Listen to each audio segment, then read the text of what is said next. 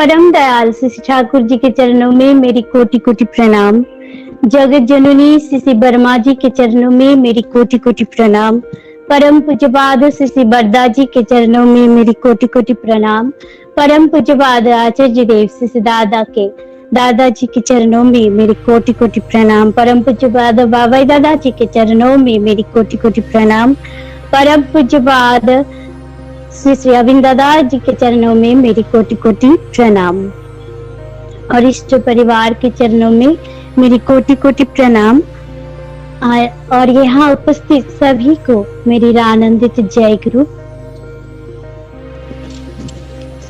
तो मैं आज पहली बार हिंदी में जाजन करने की कोशिश करूंगी। मुझे मालूम नहीं मैं क्या बताऊंगी। जैसा कि पूज्यपाद बाबा दादा बोलते हैं कि मेरी भाषा पर आप लोग ध्यान मत दीजिए, मेरी जो भावना है, अंदर की जो भाव है उस पर ध्यान करें। तो मैं सभी को बोलूंगी कि मुझसे कुछ भूल हो जाए, भूल चूक हो जाए तो मुझे माफ कर देना।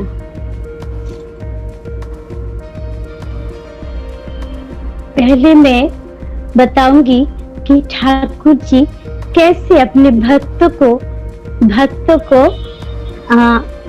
जीवन दान देते हैं।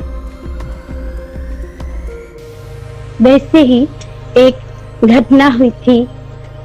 दुर्गा नाथ सन्नालदा जो ठाकुर जी के पड़ोसी थे, उसको बहुत बुरा रोग हुआ था, जैसे डिसेंट्री।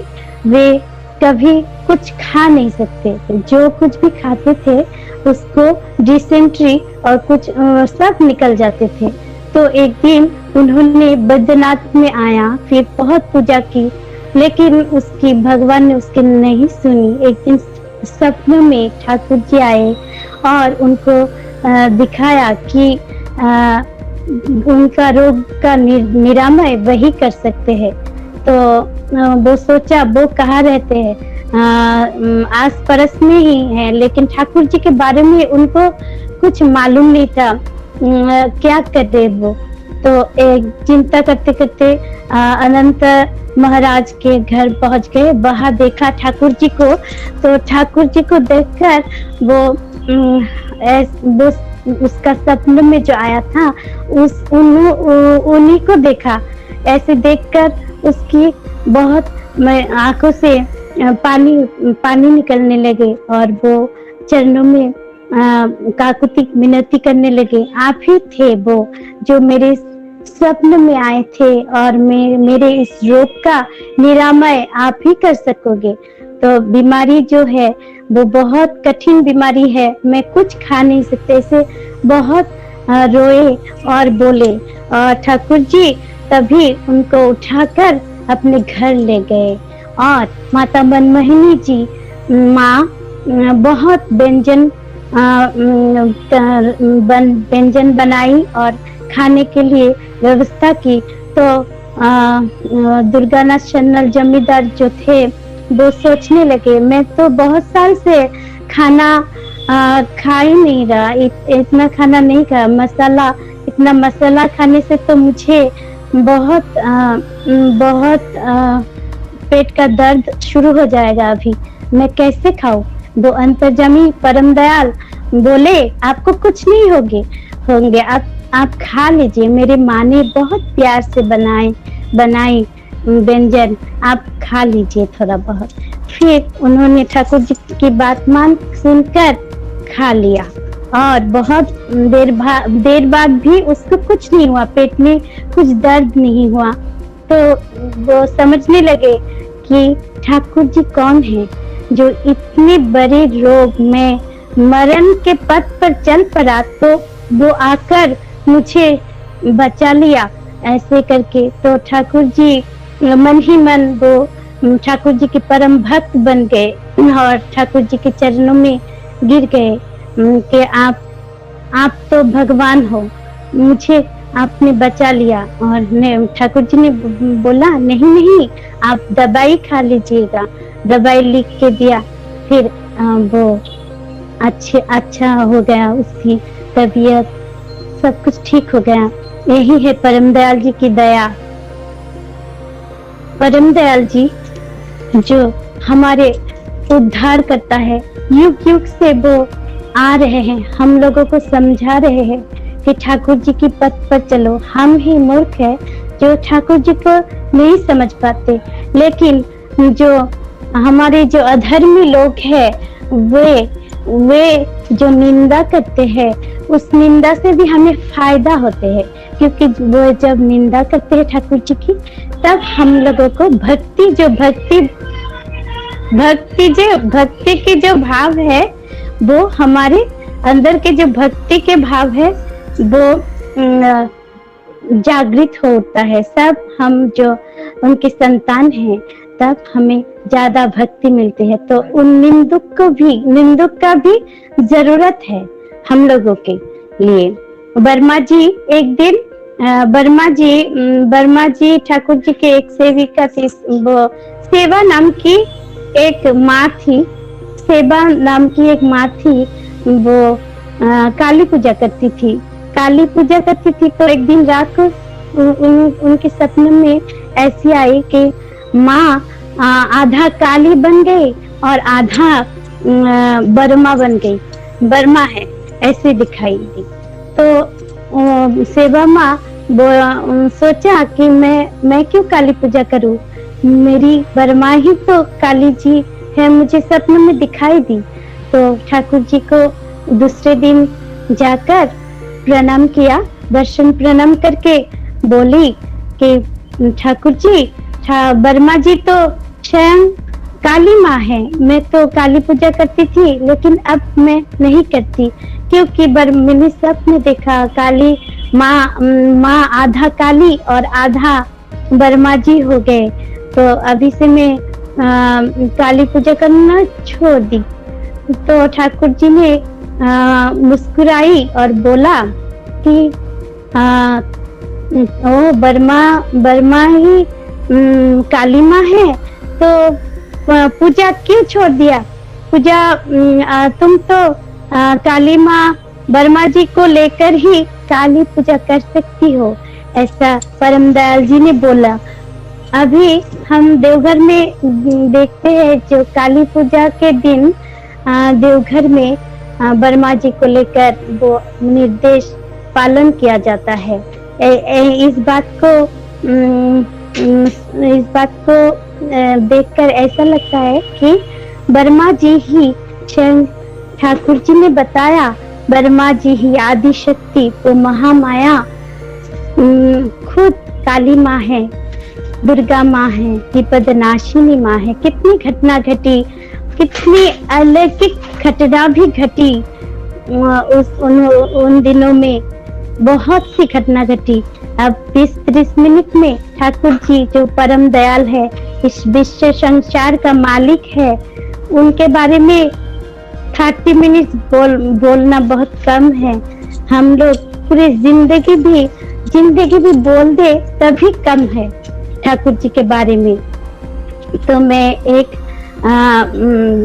बाबाईदा जी की बचपन की एक घटना बोलनी चाहूंगी।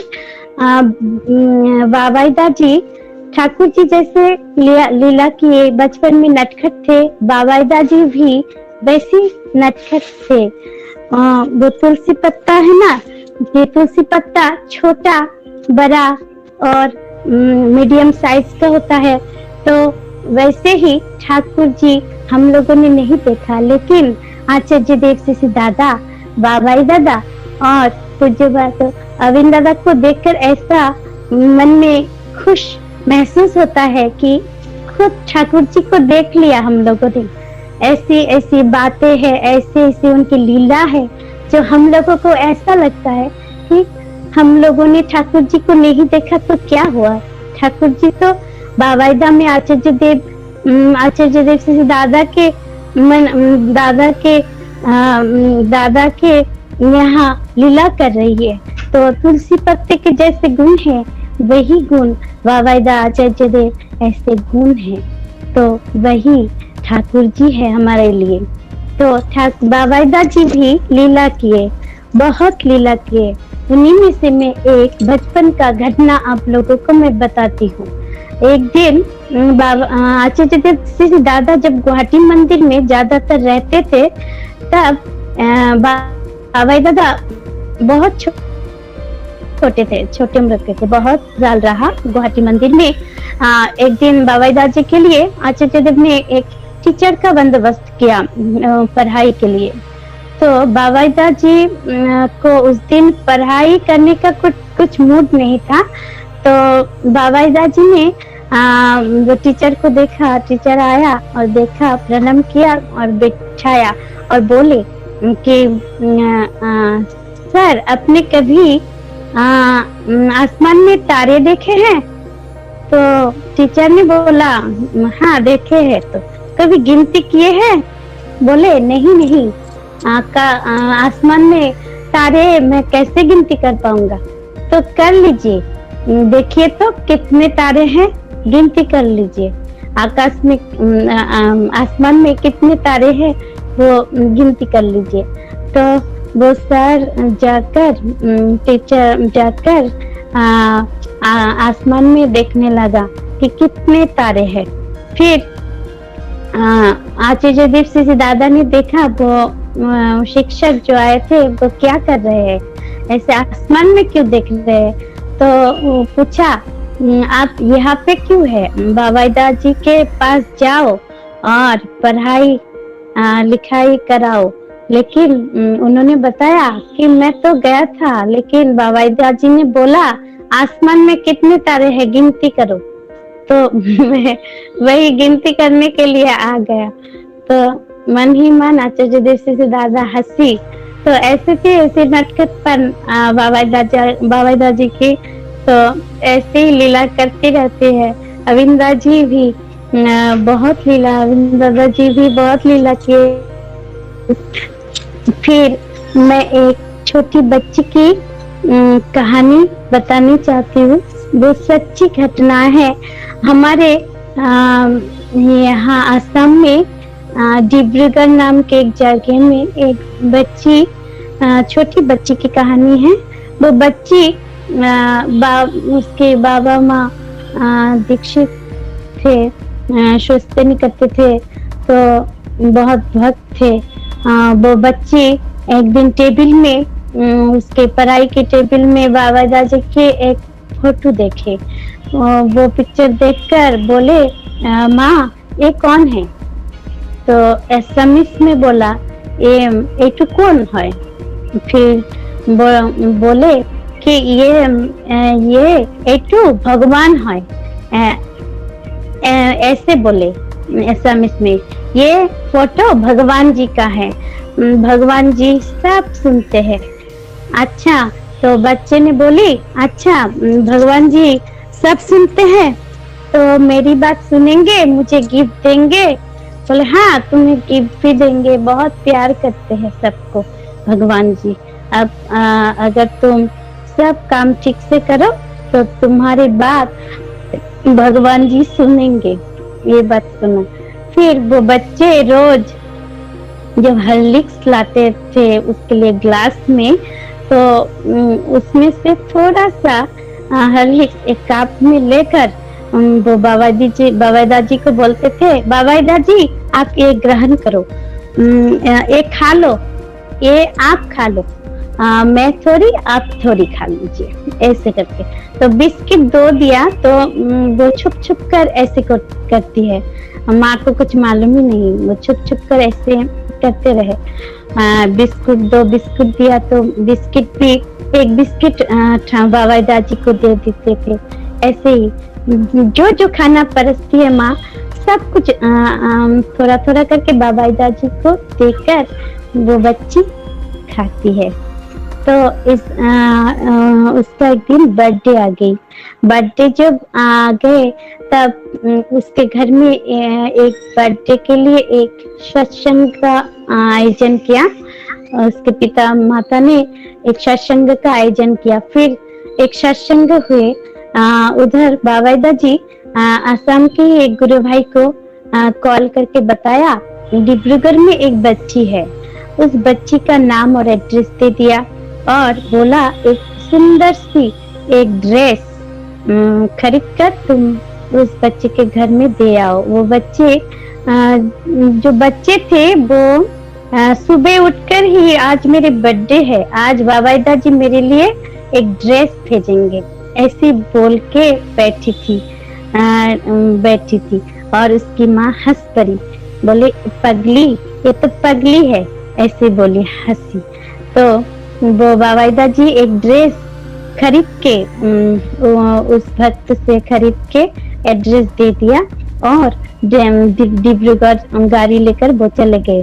और यहाँ जो बच्ची के घर में सत्संग चल रहा था, सत्संग करीब खत्म होने की बारी आ गई। फिर जब सत्संग खत्म हो गई तो वो बच्ची मन ही मन देख रहे थे कहीं बाबा दादी आ ना जाए उसकी ड्रेस लेकर, तो मन ही मन खुश हो रही थी। उसको मालूम नहीं कि बाबा दादी इतने दूर रहते हैं, कहाँ रहते हैं। छोटी सी बच्ची, उसकी सरलता इतनी है कि मानो भगवान जैसी। वो सोच रही है अभी तो आ जाना चाहिए था, मन ही मन सोच रहे थे। और उसके माँ को बोल रहे थे अभी देखना मेरे लिए एक ड्रेस लाएगा बाबा दादी। फिर जब सत्संग खत्म हो गया तब वो भक्त जो बाबा जी ने भेजा गाड़ी से कि तुम एड्रेस दे दिया, जाकर एड्रेस दे आओ, तो वो घर ढूंढ रही थी, मिल नहीं रहा। फिर बाद में ठाकुर जी की दया से वो घर मिल गया, बच्चे के घर। फिर जाकर बोले बच्ची को, यहाँ पे एक बच्ची की बर्थडे है ना, उसके माँ को बोला हाँ हाँ एक बच्ची की, वो मेरी ही बच्ची है, तो बाबा दादी बुलाइए उनको।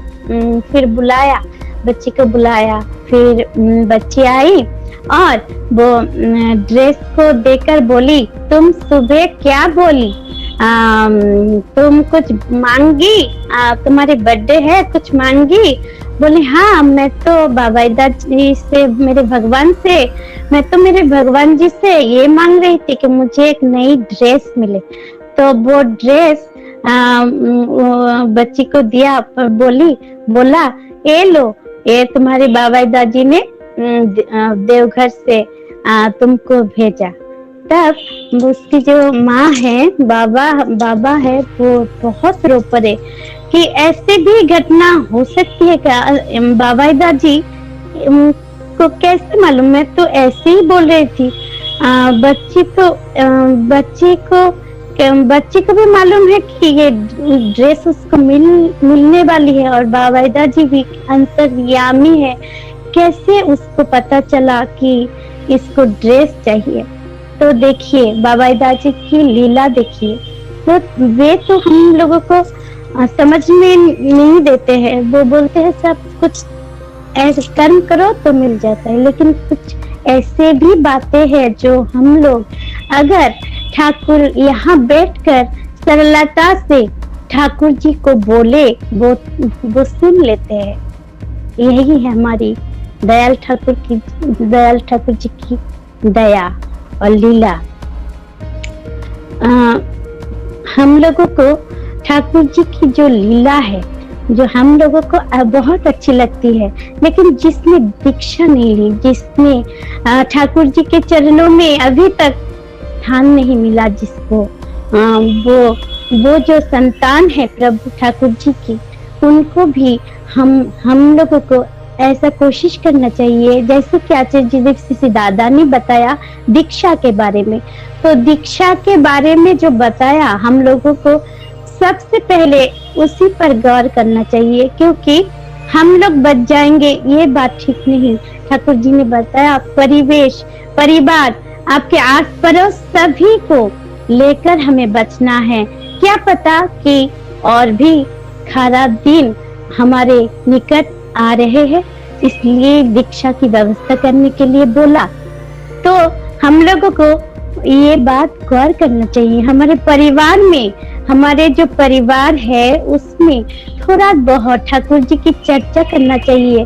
हम लोग जब ठाकुर जी की चर्चा करेंगे तो हमारे बच्चे जो है ना वो बड़ी होकर समझ पाएंगे सब कुछ। जैसे कि हम लोग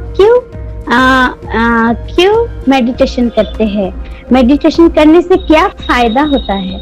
मेडिटेशन करने से हमारी जो कोश है, जो शारीरिक कोश है वो जागृत होता है, वो कभी मरते नहीं। और जब हम मेडिटेशन करते हैं तो तब हमारे अंदर का जो अच्छापन, जैसे हम अच्छापन जो है वो जागृत होती है, हमारे स्वभाव में परिवर्तन आते हैं मेडिटेशन करने से। हम लोग जब दीक्षा के पहले वाला दिन सोचिए और दीक्षा के बाद का दिन सोचिए, दीक्षा के बाद का दिन सोचिए और अभी जो हम हैं कितना परिवर्तन आ चुका है हमारे में। तो मेडिटेशन ऐसी ही चीज है कि हम लोगों को रोज मेडिटेशन करना चाहिए। जैसे कि हमने पढ़ा है, ठाकुर जी ने बताया, आधे घंटे तक हम लोग अगर मेडिटेशन करें तो हमारे इम्यूनिटी जो है वो बढ़ सकता है। हमें दवाई की अब कोई जरूरत नहीं है। जैसे कि अब कोविड में हम लोग इम्यूनिटी बहुत कम हो सकता है, शारीरिक में कोविड अच्छा हो जाए फिर भी हमारे शरीर में इम्यूनिटी कम हो जाता है। तो हम लोगों को मेडिटेशन करने की बहुत जरूरत है। तो बाबाईदा जी जब गुवाहाटी मंदिर में आए, इस कोविड से पहले एक बार आए थे, उसने बताया कि मेडिटेशन कितना जरूरत है हम लोगों को।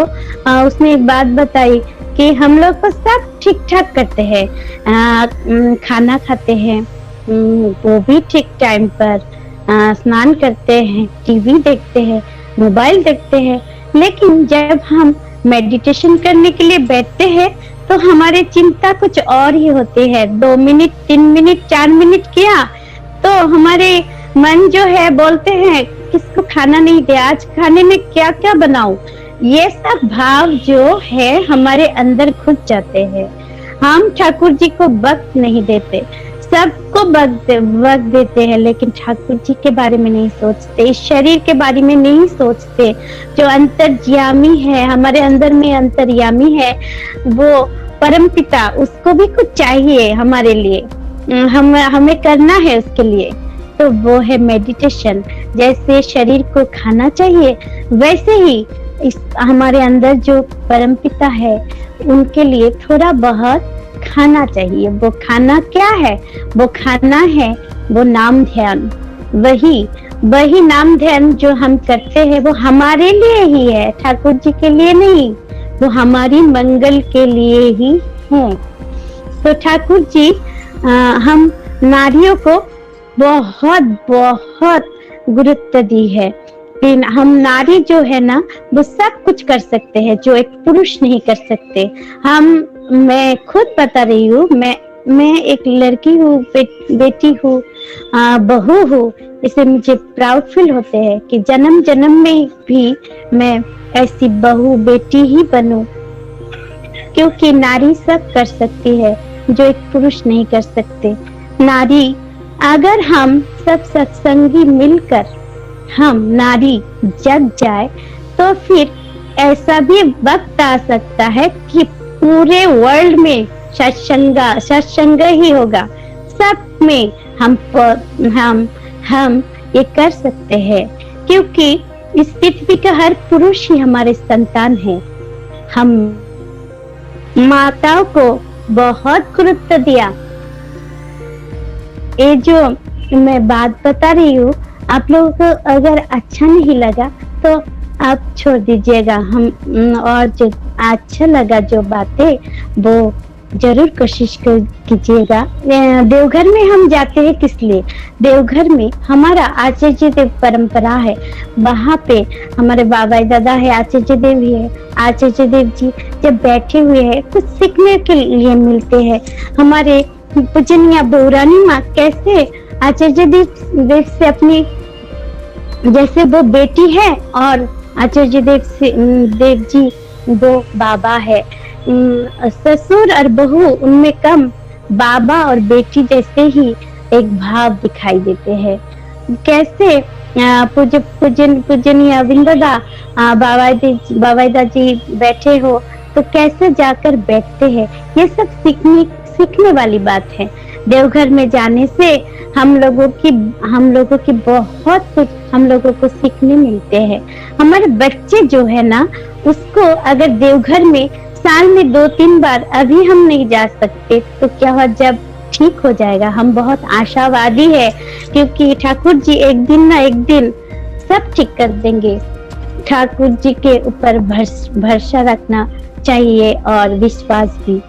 तो जब ठीक हो जाएगा तब देवघर में हमारे बच्चे जो है साल में 2-3 बार जाने की कोशिश करनी चाहिए। वो सब सीखने की बात है। और पूजनीय अविंददा वो कैसे गाइड कर रहे हैं हमारे बच्चे को, कैसे गाइड कर रहे हैं। देखिए, हम लोग बच्चे को लेकर अगर पूजनीय अविंददा के पास छोड़ के आए तो वो सब कुछ हल निकल कर अपने बेटे को एक अच्छा बेटा बना देंगे। क्योंकि पैसे ही सब कुछ नहीं होते। एक शिक्षा, एक इंजीनियर बना, डॉक्टर बना, लेकिन उसके अंदर अगर ठाकुर जी ना हो तो सब ही विफल है। क्योंकि ठाकुर जी ही है जो सबको उचित मार्ग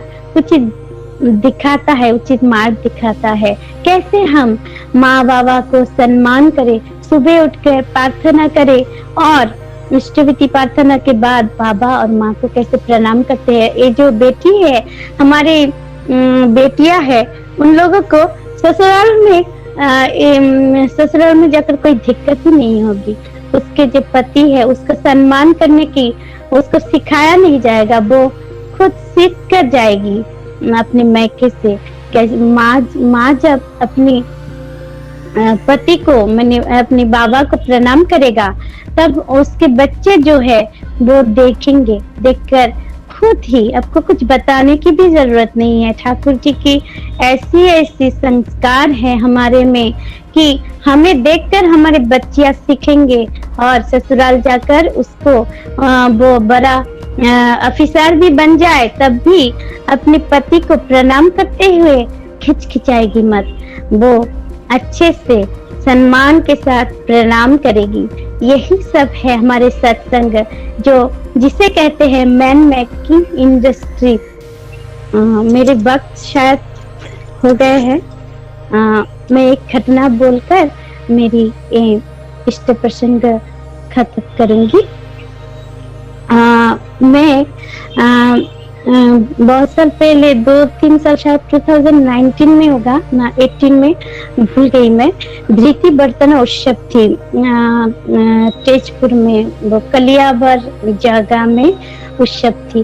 तो मैं सोच रही थी मन ही मन, मेरे पति को परम पूज्य बाबाई दादा जी ने एक वो आनंद बाजार 4 भागों में भाग हुए, तो एक आनंद बाजार की उनको दायित्व दी गई। तो वो 2-3 दिन पहले ही उस उत्सव में चले गए। तो मुझे ऐसा लगा कि मन ही मन मुझे बहुत दुख हो रही थी कि सब जाएंगे उत्सव में, हम लोग नहीं जा पाएंगे। हमारे बच्चे जो है वो भी बोल रहे हैं और मैं भी छुप के ठाकुर जी को बोलते थे कि उस उत्सव में जाने का बहुत मन है, लेकिन क्योंकि बाबाईदा जी आएंगे और उनकी दर्शन नहीं मिल पाएंगे, ऐसे सोच रहे थे। फिर जब उत्सव के पहले दिन बाबाईदा जी एयरपोर्ट में आएंगे ये बात तो कल करके गुरु भाई जी की एक बेटी बोली कि आप लोग जाओगे एयरपोर्ट में, बाबाईदा जी आएंगे। तो मुझे ऐसा प्रसन्नता हुई कि मानो कि ठाकुर जी मेरी मन की बात सुन ली। तो मैं ये बात सोचकर बहुत अच्छे से मन में खुश हो रही थी। फिर मैं मेरी बेटियों के साथ एयरपोर्ट में चली गई। एयरपोर्ट में मैं चली गई, क्योंकि एयरपोर्ट में बाबाईदा जी आएंगे, फिर कलियाबर के लिए रवाना होंगे। तो यही एक एक दर्शन करने की यही एक मार्ग है। तो मैं बेटियों के साथ उबेर करके चली गई वहाँ। फिर बहुत करीब 30 दादा और माँ थे, 30 32 35 ऐसे लोग थे। सब लोग बाहर खड़ा हुआ था, ऐसे हाथ जोड़ के हम लोग खड़े हुए थे। बाबाईदा जी आएंगे तभी बाबाईदा जी आएंगे, ऐसे हम लोग इंतजार